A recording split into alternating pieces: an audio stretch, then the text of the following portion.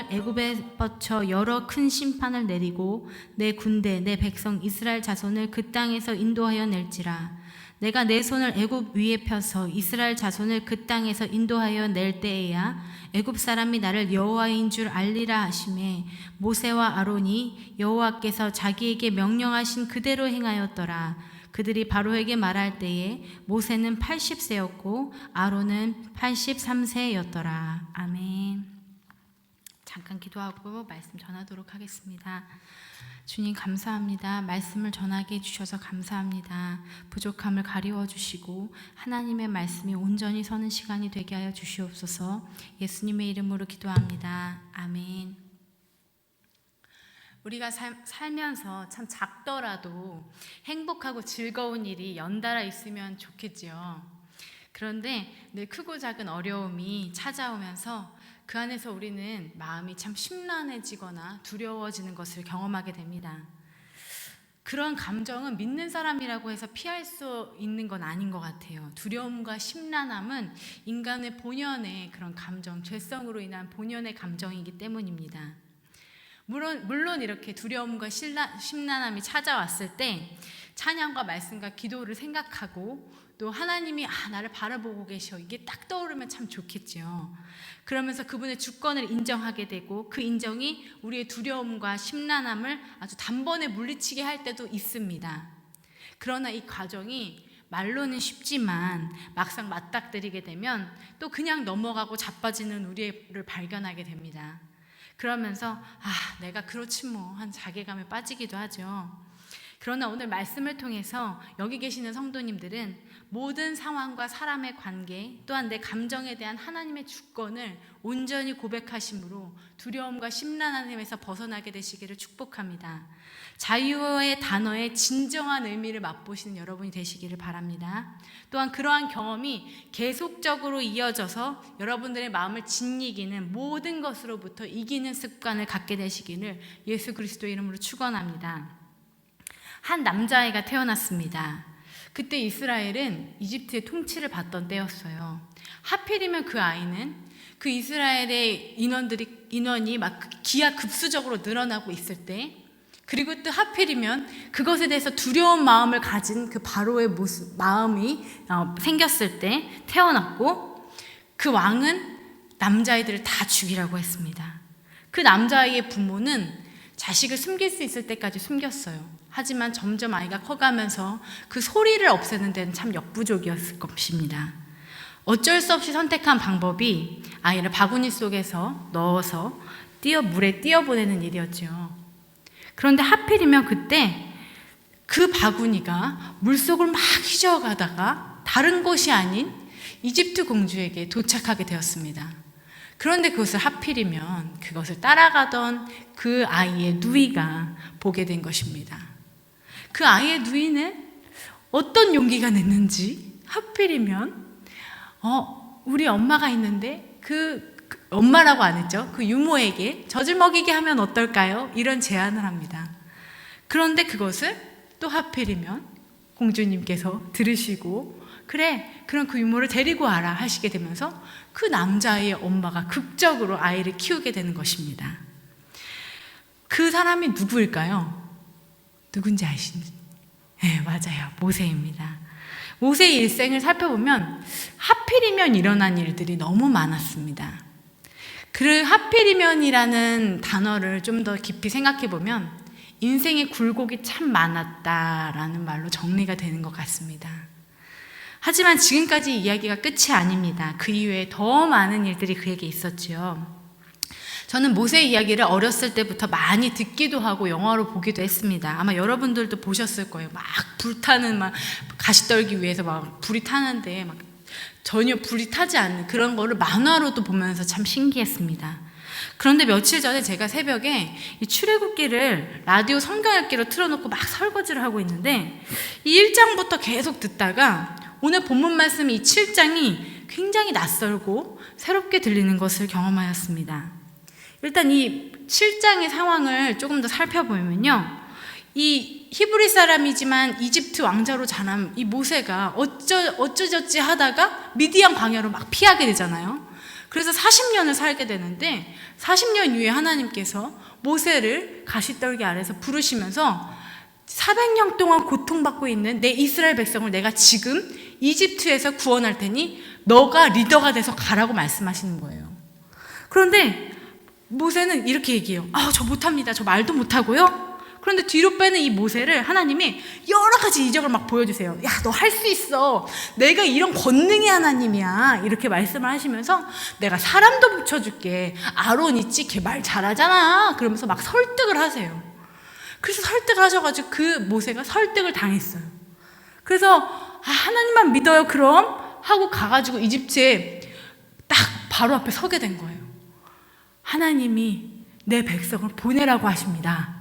딱 그랬을 때 우리가 흔히 드라마에서 나오는 장면은 하나님이 굳이 그렇게 막 설득까지 하셔서 보내셨으면 바로 이렇게 그래요?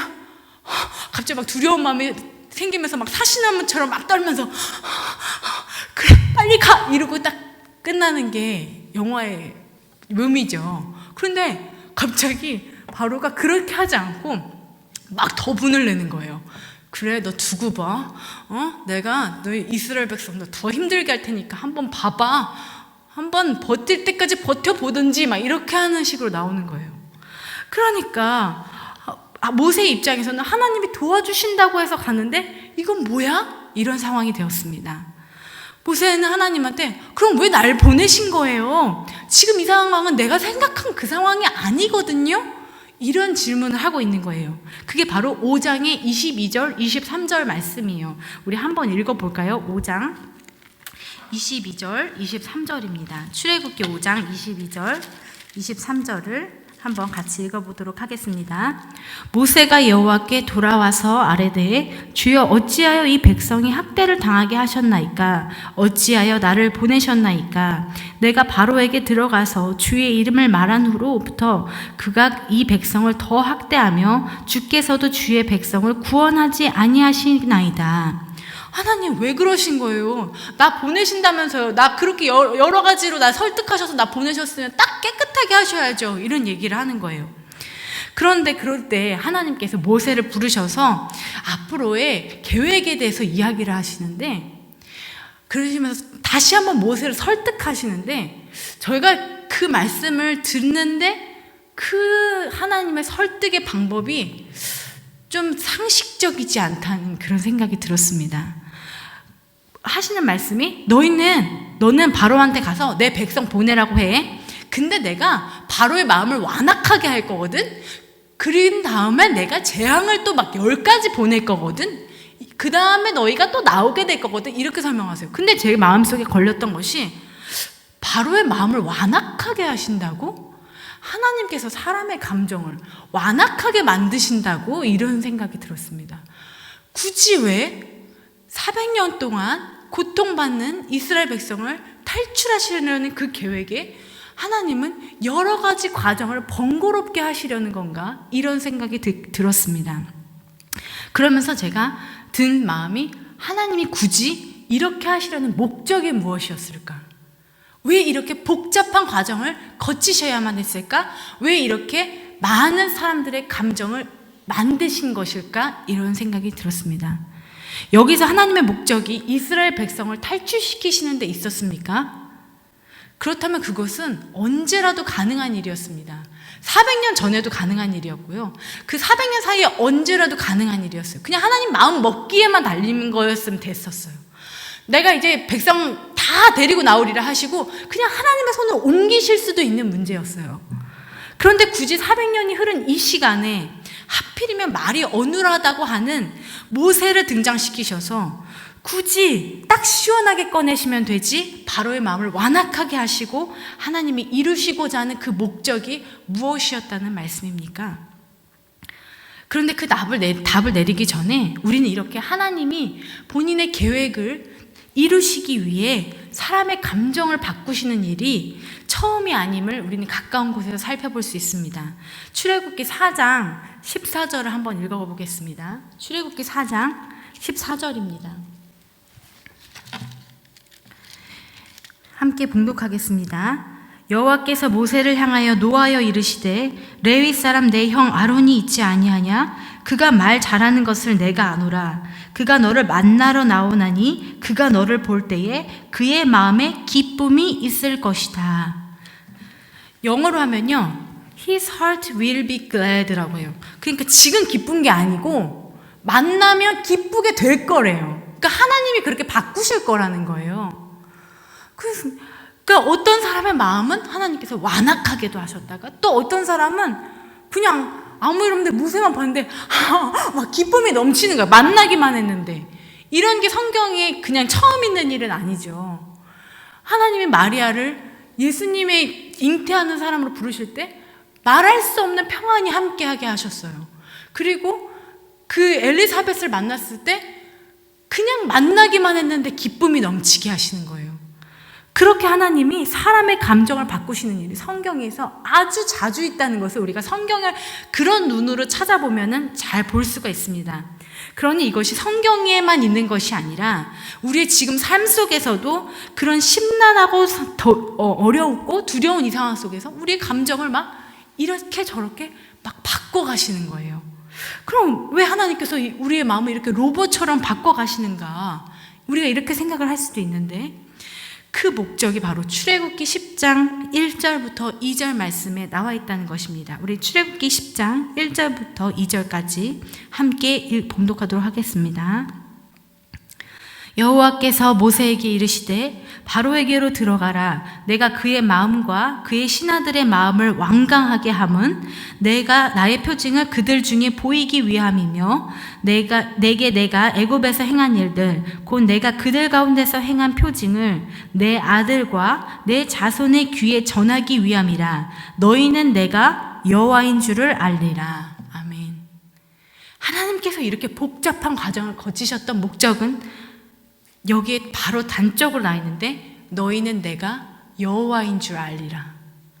하나님의 주권을 드러내시고자 하심이었습니다. 그러면 하나님께서 왜 주권을 드러내고자 하시는가? 하나님의 힘을 과시하고자 하시는가? 하나님의 능력을 보여서 우리한테 철저히 복종하도록 만드시는 것인가? 아닙니다. 우리 예레미야 29장 11절 말씀을 읽어보겠습니다. 제가 읽겠습니다. 예레미야 29장 11절 말씀입니다. 여호와의 말씀이니라. 너희를 향한 나의 생각은 내가 아나니 평안이요 재앙이 아니니라. 너희에게 미래와 희망을 주는 것이니라. 아멘. 하나님의 하나님 되심을 우리가 믿게 하심으로 하나님께서 원하시는 것은 그분의 힘과 능력을 자랑하시고자 하심이 아닌 우리에게 미래와 희망과 평안을 주시려는 주님의 뜻임을 믿으시기 바랍니다. 제가 한번 답을 말씀드려 볼까요? 결국 하나님의 계획, 하나님의 목적은요, 이스라엘을 탈출시키는 것 그 이상이었습니다. 그 백성들이 예비하신 그 땅에서 하나님께서는 이미 땅도 다 예비하고 계셨어요. 그 땅에서 하나님의 말씀을 기억하면서 행복하게 살게 하시려는 거였어요. 이스라엘 백성들을 정말 미친 듯이 사랑하시고 그것밖에는 안 보이시는 하나님의 사랑이 그 백성들이 그들의 자유의지로 불평과 불만이 아닌 감사와 기쁨으로 하나님께 나아올 수 있도록 끝까지 성실하게 그분의 계획을 이루신다는 것입니다. 7장 이후의 이야기를요, 집에 가셔서 꼭 한번 읽어보셨으면 좋겠습니다. 결국에는 그 하나님께서는요, 모세에게 말씀하셨던 탈출 작전이 정확하게 맞아 떨어지게 하셔요. 10가지 재앙이며 탈출에 다시금 완악해져 뒤따라오는 그 바로의 모습이며 그 바로의 모습을 보면서 벌벌 떠는 백성의 모습. 그러나 그 상황 속에서도 보라, 담대하게 하나님의 말씀을 전하는 그 모세의 모습과 결국엔 그분의 성실하심으로 인해서 그분의 계획대로 작전대로 일하시고 끝내시는 그 계획을 해내고야 마시는 하나님의 모습을 보며 저는 진짜 그 새벽에 와, 진짜 브라보 하나님께 박수를 쳐드리고 싶었습니다. 물론 그 이후에 신나게 노래하는 그 모세의 누나의 이야기가 나오죠. 너무 신나서 그 홍해바다를 건너면서 미리암이 막 노래를 불러요. 그런데 건너자마자 막 불평이 또 다시 쏟아져 나오잖아요. 그럼에도 불구하고 하나님께서 그 불평하는 그 이야기를 끝으로 하지 않으시고 끝까지 포기하지 않으시며 그들에게 맞는 방법을 계속 찾아가시면서 하나님께서는 그분의 계획을 우리의 자유의지를 사용하셔서 이루신다는 것입니다. 여러분, 말씀을 토대로 반드시 믿으시기를 바랍니다. 내가 겪는 감정의 주관자가 되시는 하나님을 믿으십시오. 주님은 우리의 기쁨의 주관자가 되십니다. 모세를 만나는 아론의 마음에 기쁨을 주신 하나님께서 여러분의 마음에 기쁨을 주실 수 있는 분이심을 믿으시기 바랍니다. 바로의 마음을 완악하게 하신 하나님께서 여러분의 마음의 주관자가 되심을 믿으시기 바랍니다. 내 감정이 어떤 상황으로 인해서 일어날 수밖에 없었던 일이라고 결론 내리지 마십시오. 내가 이 상황이었기 때문에 내가 화가 날 수밖에 없었어. 내가 이런 사람이 나를 건드렸기 때문에 내가 이런 문제가 있어서 내 마음이 심란할 수밖에 없었어. 섣불리 결론 내리실 것이 아니라 내 감정의 주관자 되시는 하나님을 바라보실 수 있기를 축원합니다. 우리가 겪고 있는 모든 상황의 주관자가 되심을 믿으시기 바랍니다. 하나님께서는 우리 상황의 주관자가 되십니다. 우리에게 감당해낼 만한 능력이 없을 때 하나님께서는 아기에게 엄마를 다시 붙여주시는 것처럼 여러 사람들을 우리에게 붙여주세요. 모세 한 사람을 위해서 하나님은 그의 누이를 또 붙이시고 이집트 왕자 공주를 붙이시고 또 어머니를 다시 붙이셨어요. 커서는 장인이었던 그 루엘 제사장을 붙여주셨습니다. 그러면서 루엘 장인이 그 딸에게 아니 왜 그냥 왔어? 모세 데리고 와야지. 와서 밥을 먹이고 평안해야지. 그러면서 아내를 또 선물해 주는 거예요. 그리고 또 말을 잘하는 아론을 붙여주시는 거예요. 그리고 나서 영적으로 어느 정도 성장하게 되면 영적인 경험을 하게 하시고 능력을 경험하게 하셔서 우리에게 하나님의 일을 자율적으로 할 수 있도록 돌봐주시는 것입니다. 저는 우리의 삶이 사실은 엄청난 대서사극이 펼쳐지는 그 영화의 세트장이 아닐까? 이런 생각을 해봤습니다. 그런데 이 세트장에는 어떤 조연도 없어요. 모두가 주인공이에요. 여러분 혹시 이 이야기를 읽으시면서 하나님은 이집트 사람에게 참 불공평하셔 이런 생각을 하셨습니까? 우리 출애굽기 10장을 한번 읽어보겠습니다. 우리 출애굽기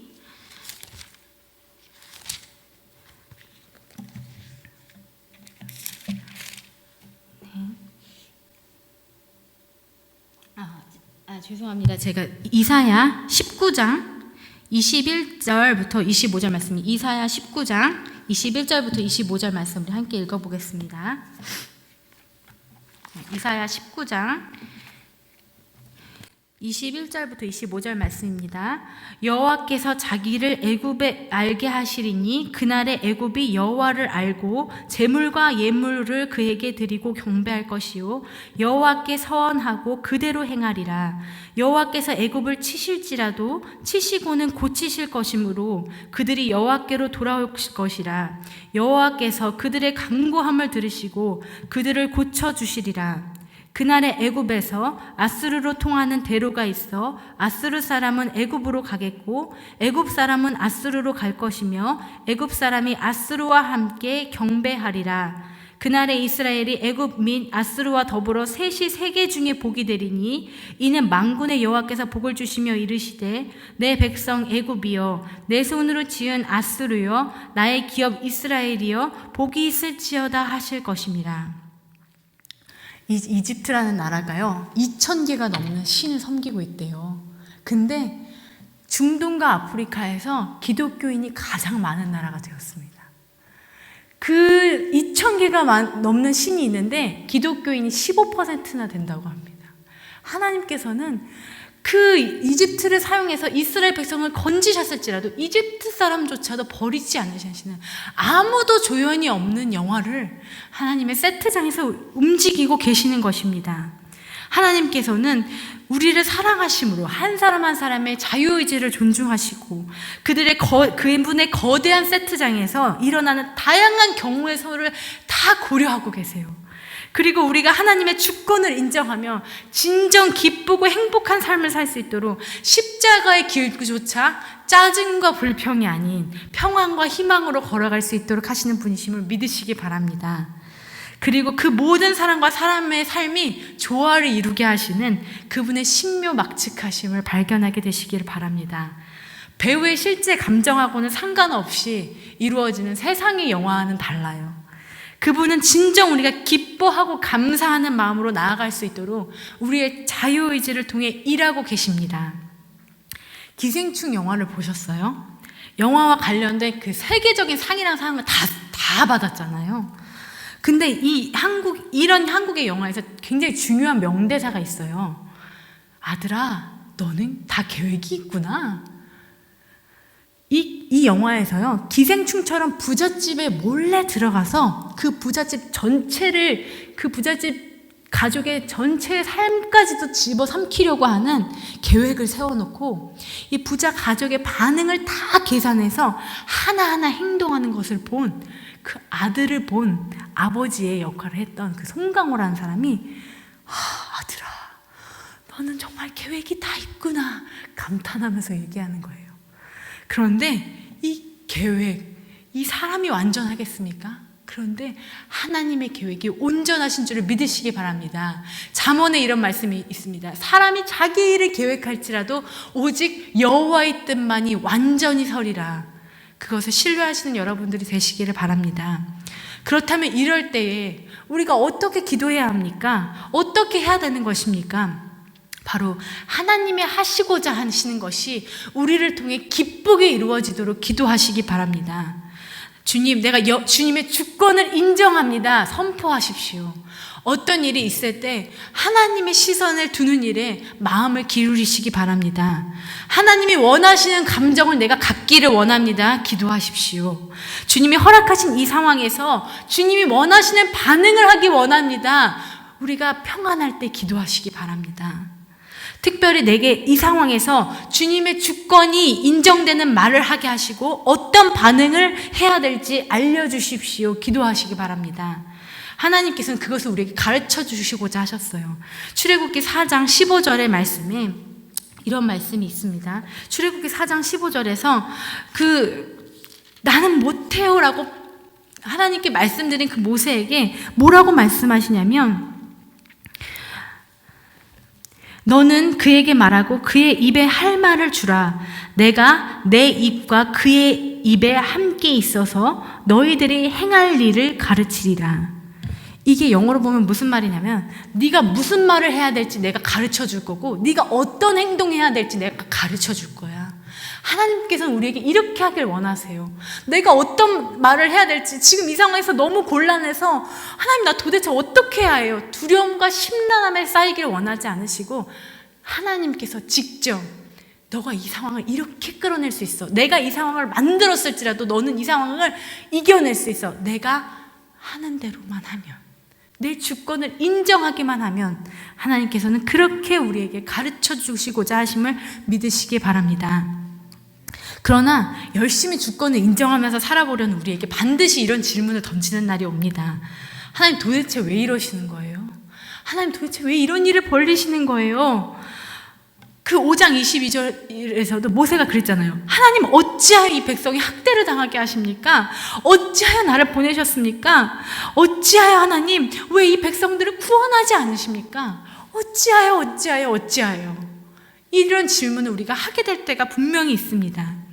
하나님 내가 주님의 이름으로 일하고자 했는데도 일은 더욱더 그르치기만 합니다. 내가 하나님의 일을 하려고 했던 것인데 어찌하여 이러십니까? 우리가 살면서 하나님이 움직이시는 상황과 그 마음을 이해할 수 없어서 우리가 다시금 이런 질문을 해야 할 때가 분명히 찾아옵니다. 하지만 여러분 이 이야기가 여기서 끝났다면 분명히 새드 엔딩이죠. 하지만 여기서 끝나지 않았다는 것을 여러분도 아시잖아요. 10가지 재앙이 끝난 후 드디어 탈출하게 된 이스라엘 백성들이 다시 쫓아오는 그 바로 앞에서 두려움에 떨 때에 원망과 불평을 쏟아낼 때에 그때 모세의 말을 들어보십시오. 너희는 두려워하지 말고 가만히 서서 여호와께서 너희를 위하여 행하시는 구원을 보라. 너희가 오늘 본 애굽 사람을 영원히 다시 보지 않으리 하리라. 여호와께서 너희를 위하여 싸우시리니 너희는 가만히 있을지니라. 우리가 기도하고 우리가 하나님께서 원하시는 대로 행동할 때에도 우리가 이해할 수 없는 어찌하여의 일들이 일어날 때, 하필이면의 일들이 우리에게 반복적으로 일어날 때 우리는 이렇게 모세의 말처럼 가만히 서서 하나님께서 하시는 일을 지켜봐야 될 때가 있다는 것입니다.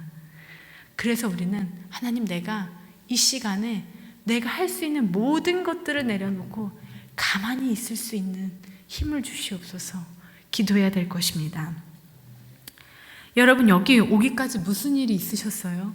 여기 딱 6분 앉아 계시는데, 하목사님까지 7분 계시는데 어떤 일이 있으셨어요?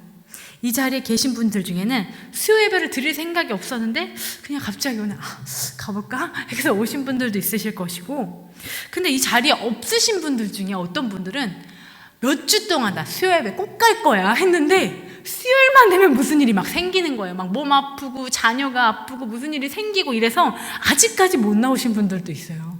그런데 여러분들 여기 와 계시잖아요. 그런데 이 모든 것에 주님의 간섭하심이 있었다는 걸 믿으십니까? 주님의 허락 없이 이 자리에 앉아 계시는 분들이 아무도 없다는 것을 믿으십니까? 여기 앉아 계신 여러분들이 어떻게 교회에 오게 되시고 또 섬기게 되셨는지 어느 정도는 조금 다 알지는 못하지만 신방이나 이런 얘기를 통해서 알고 있습니다. 제가 모두 이야기하지 않겠지만 다 각기 사연이 있으시죠. 근데 여기 계신 우리 간사님 중에 한 명은 처음엔 그냥 영어 태권도라고 우리 교회에서 하는 그런 프로그램만 참석하셨어요. 그렇게 우리가 1년이 넘도록 그냥 영어 태권도의 학부모님으로만 알고 있었어요. 그런데 여차저차한 과정을 통해서 보니 지금 간사님으로서 여기 이 자리에 앉아 계시는 거예요. 그리고 또 어떤 분들은요, 감당 못할 어려움으로 우리 교회에 그냥 들리게 되셨는데 하목사님이 그냥 주일날 올 때마다 그냥 몇 주를 기도할 때마다 사건 사고로부터 지켜주시고 이런 기도를 하시더래요. 근데 그분이 그 사건과 사고로부터 너무나 괴로움을 당하셨을 그때 하목사님 계속 사건과 사고로부터 지켜주시고 이해하는 그 기도를 들으면서, 아니 나처럼 사건과 사고를 당한 사람이 생각보다 많구나, 이런 위안이 되셨대요. 저는 사실 하목사님 계속 그 며칠 동안 그 기도를 하길래 아유 진짜 다음엔 다른 기도하라고 할까 이런 생각을 했었거든요. 그런데 그 기도를 들으시고 그게 위안이 되셨던 거예요. 또 어떤 분들은요, 요 앞에 프랭카드에 요한복음 3장 16절이 있었는데 그냥 그것만 보고 눈물이 줄줄 나서 등록을 하게 되셨대요. 그런 분들이 각기 다른 사연으로 이 교회에 오시게 된 것이 아니십니까? 그런데 우리의 만남은 우연이 아니에요. 하나님의 간섭하심이 있었음을 믿으시기 바랍니다. 이 교회에 오는 것에만 하나님께서 역사하셨겠습니까? 지금 여러분들의 삶 속에서 여러분이 겪는 모든 어려움과 고통을 다 알고 계신 하나님은 각기 우리의 어려운 상황과 그 마음을 다 아시고 우리의 감정과 우리의 상황의 주관자가 되시기를 우리에게 간섭하시면서 계속적으로 우리를 설득하고 계시는 것이 아니겠습니까? 지금 현재 우리에게 일어나고 있는 모든 상황과 어려움이 때로는 우리가 이해할 수 없을지라도 그분의 완벽하신 계획 안에 있음을 믿으시기 바랍니다. 극히 어려운 속에서 그것을 인정하는 것이 내 몸을 아프게 하는 것보다 때로는 힘들 때가 있지만 반드시 그분의 목적이 재앙이 아닌 평안과 미래와 희망을 주려는 것임을 믿으시기 바랍니다. 그리고 선포하시기 바랍니다. 꼭 기억하십시오. 그 놀라우신 위대하신 하나님의 인생 세트장에는 아무도 조연이 없습니다. 모두가 하나님의 완벽하면서도 차별적인 사랑을 받고 있습니다. 모든 사람들에게 다 다른 다양한 방식으로 다가가시는 주님의 사랑을 여러분들의 기도를 통해서, 말씀을 통해서, 찬양을 통해서 누리고 사시기를 간곡히 축복합니다. 이 시간에 찬양을 PPT가 아마 준비가 안 됐을 텐데 들려드리고 싶습니다. 됐나요? 네. 보라, 너희는 두려워 말고. 우리 함께 찬양하시면서 이것이 바로 우리 모세의 고백이었는데 바로 여러분들의 고백이 되시기를 간절히 축복합니다.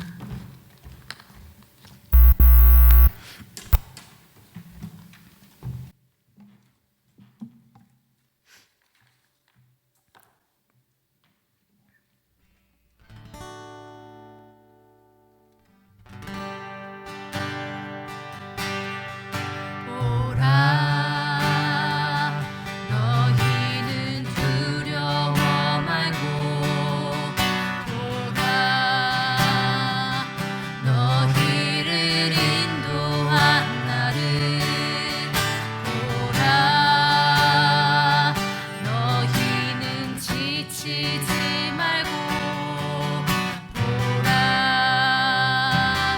너희를 구원한 나를 너희를 치던 적은 어디 있느냐 너희를 억누르던 원수는 어디 있느냐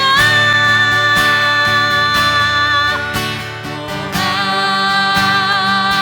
하나님 구원을 보라 하나님 능력을 너희를 위해서 쌓으시는 주의 손을 보라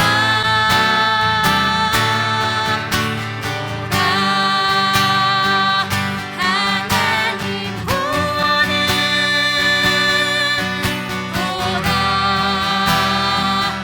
하나님 능력을 너희를 위해서 쌓으시는 주의 손을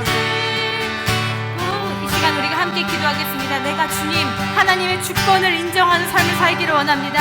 주께서 나에게 어떤 감정을 갖기를 원하시는지 내가 어떤 말을 하기를 원하시는지 어떤 행동을 하기를 원하시는지 내가 어떤 사람을 붙여주실지 오직 주님의 손에 달려있음을 내가 믿음으로 선포하오니 주여 나를 불쌍히 여기시고 도와주시옵소서. 나와 함께 하시는 예수 그리스도를 붙들고 사는 당당하고 이기는 인생이 되게 해주시옵소서. 주님의 이름을 세 번 부르시고 간절히 기도하시겠습니다. 주여 주여 주여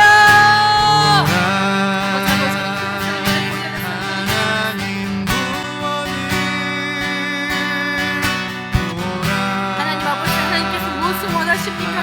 어떤 것을 우리에게 이루기를 원하십니까? 하나님 어찌하여 하필이면 왜 나에게 이런 일을 벌이셨습니까? 내가 왜 이런 감정을 가지고 있습니까? 내 마음이 왜 불편한 것입니까? 내 마음이 왜 편하지 않은 것입니까? 하나님 나에게 이루시라는 주님의 뜻을 아버지 이루실 수 있도록 내가 주님의 주권을 인정하기 원하오니 주여 붙들어 주시옵소서. 아버지 도와주시옵소서. 아버지 가만히 서서 하나님께서 하시는 일을 바라볼 수 있도록 우리를 축복하여 주시옵소서. 하나님 도와주시옵소서. 아버지 우리 고연을 열었으니 하나님 도와주시옵소서. 아버지 도와주시옵소서. 아버지 계신 우리 집사님을 축복하시고 아버지 권사님을 기억하여 주시기 원합니다. 하나님 아버지 함께하여 주시옵소서. 주여 도와주시옵소서. 아버지 우리를 불쌍히 여겨주시기 원합니다. 우리를 불쌍히 여겨주시옵소서.